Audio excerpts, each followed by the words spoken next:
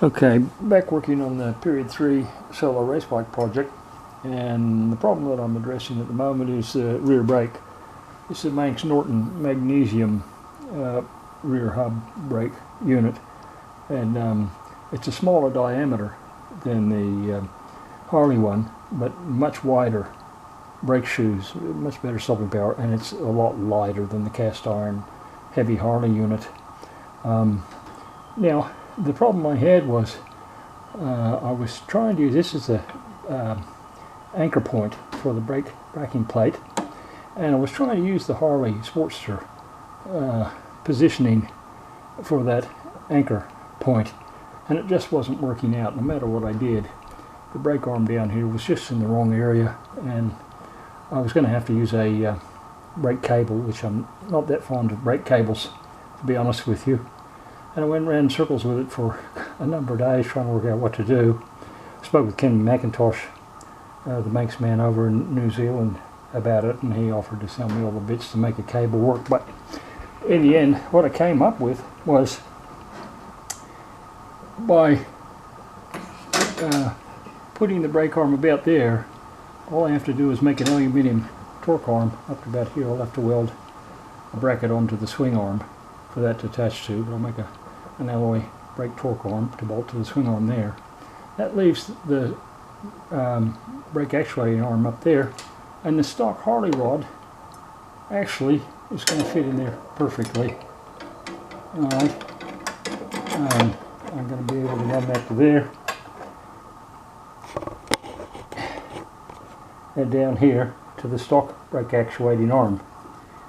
Alright, that just slots into there quite happily, and everything's going to line up and work like a charm. So I'll use the stock Harley brake crossover shaft, brake rod, make up an arm, and most of the job is done.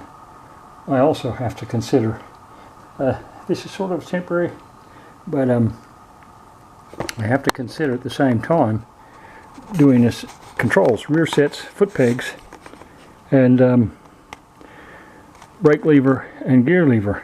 And at the moment it looks like that what I have on there at the moment is a stock Harley passenger peg bracket with stock very heavy foot peg on there. But my idea is to cut that off there, put a plate onto there, mount an alloy plate there, and then I can mount my nice racing rear sets onto an alloy plate there. I'll run a linkage down here to the gear shift lever. On the other side, I'll do a similar thing for the brake. The brake crossover shaft comes out here. I'll just make a bracket out of the standard brake swing arm, run a linkage up here to my other rear set, and hopefully that'll all work out. I'll have a nice set of rear sets and controls that are going to work. I've sat on the bike with those pegs, and it feels pretty good to me. Will it suit everybody? No, not necessarily, but for a rider my size, in actual fact, that's not a bad location where the pegs are right now.